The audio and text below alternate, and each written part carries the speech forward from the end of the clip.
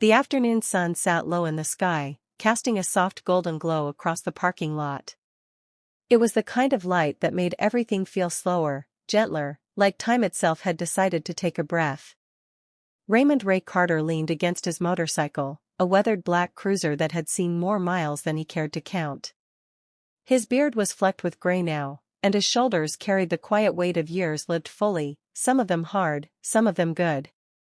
He wore his leather vest the way a man wears his history, not to impress, but because it had become part of him. Across the lot, the glass doors of a small convenience store slid open with a soft hum. That's when he noticed her. She stepped out hesitantly, a young woman, maybe in her mid-20s. Her dark hair was pulled back in a simple ponytail, and she wore blue medical scrubs, creased from a long shift. There was a tiredness in her posture, but it wasn't just physical. It was something deeper, something that tugged at Ray's attention in a quiet, instinctive way. Her name, as he would soon learn, was Emily Harper. She took a few steps forward, then stopped. Her eyes darted toward the road, then back to the store, then over her shoulder. And then she saw him. Ray noticed the moment her expression changed. Fear, mixed with hesitation, and then a fragile kind of hope. She walked toward him slowly, her hands trembling just enough to catch the light. "Excuse me," she said, her voice barely above a whisper. Ray straightened a little, removing his gloves. "Yeah, miss?" She swallowed, her eyes glistening. "Help me, he's been stalking me since I left work." For a moment, the world seemed to quiet around them. Even the distant hum of traffic felt farther away. Ray didn't react the way younger men might, with anger or sudden movement. Instead, he stayed still, grounded. His voice, when he spoke, was calm and steady. "All right," he said gently. "You're safe standing here. Take your time." Emily exhaled, as if those simple words had given her permission to breathe again. "He's been following me for days," she continued, her voice shaking. "I didn't know what to do. I didn't want to make a scene, but today he parked across from the clinic, and when I left, he just stayed behind me the whole way." Ray nodded slowly, listening. Really listening. That was something he had learned over the years. Sometimes people didn't need a hero, they needed someone who would simply stand beside them and hear them out. "Which one is he?" Ray asked quietly. Emily didn't turn her head, but her eyes shifted ever so slightly toward a silver car parked a short distance away. Standing near it was a man in a gray hoodie. He wasn't doing anything obvious, just lingering. But there was a stillness about him that didn't sit right. Ray studied him for a moment. Then he turned back to Emily. "You did the right thing," he said. "Coming over here." Her lips trembled. "I wasn't sure. I just saw you and thought." She hesitated. Ray gave a small, understanding smile. "Thought I might look like someone who doesn't mind standing in the way of trouble?" A faint, nervous laugh escaped her.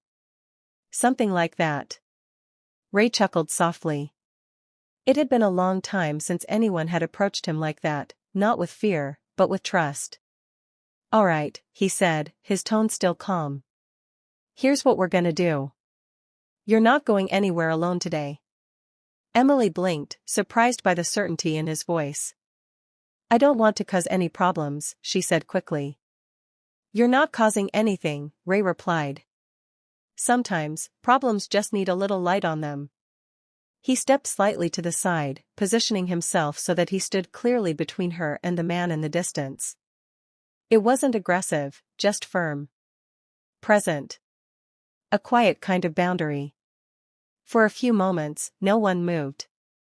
The man by the car shifted his weight, glancing over again. He could see Ray now, really see him. The leather vest. The broad frame. The calm, unflinching stare. Something in that silent exchange changed. The man looked away first. He opened his car door, got in, and after a brief pause, drove off.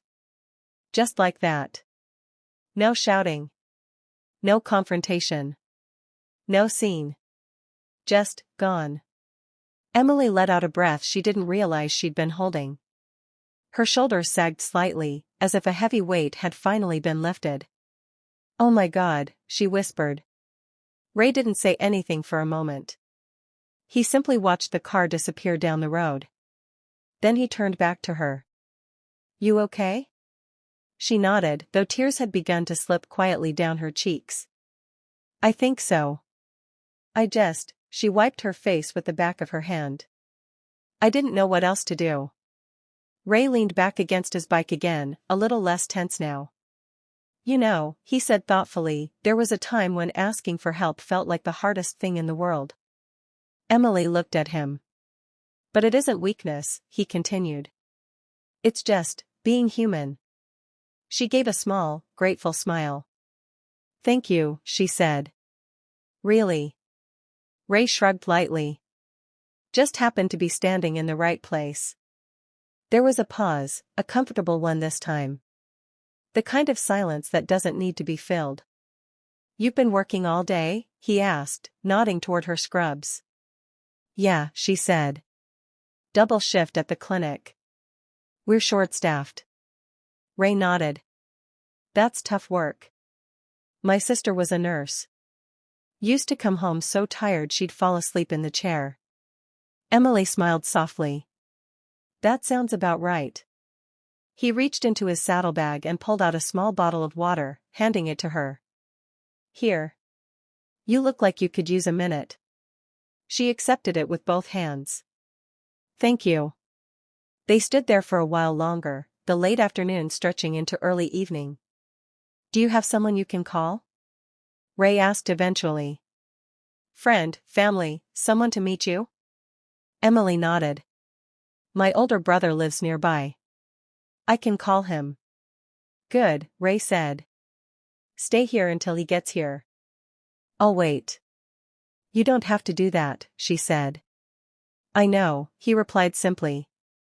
"But I will." There was no heroism in his tone. No need for recognition. Just quiet kindness. As she made the call, Ray glanced out toward the road again. The world had returned to its usual rhythm, cars passing, people coming and going. But something about the moment lingered. Maybe it was the way fear had softened into relief. Or the way two strangers had found, even briefly, a shared understanding. After a while, Emily ended the call. "He's on his way," she said. "Good." She hesitated, then spoke again. "Can I ask you something?" "Sure." "Why did you help me?" Ray smiled faintly, looking out at the fading sunlight. "Well," he said slowly, "when you get to a certain age, you start to realize that the world's heavy enough already. If you can carry just a little bit of that weight for someone else, even for a few minutes, it matters."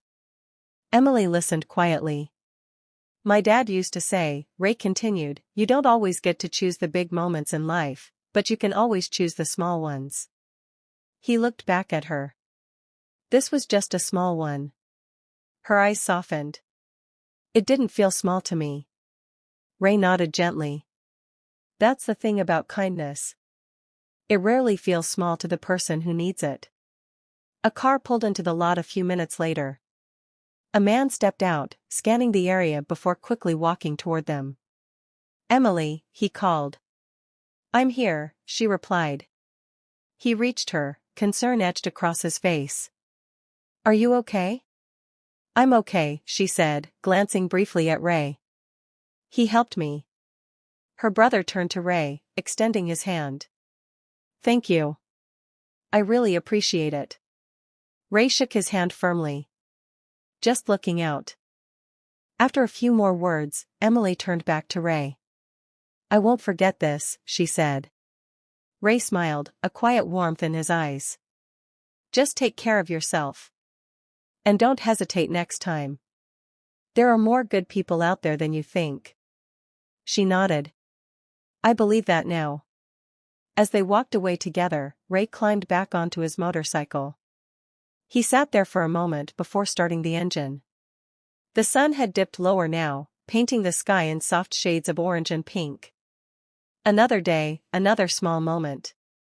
He adjusted his gloves, took a slow breath, and rode off, not as a hero, not as a savior, but simply as a man who had chosen, in one quiet moment, to be kind. And sometimes, that's more than enough.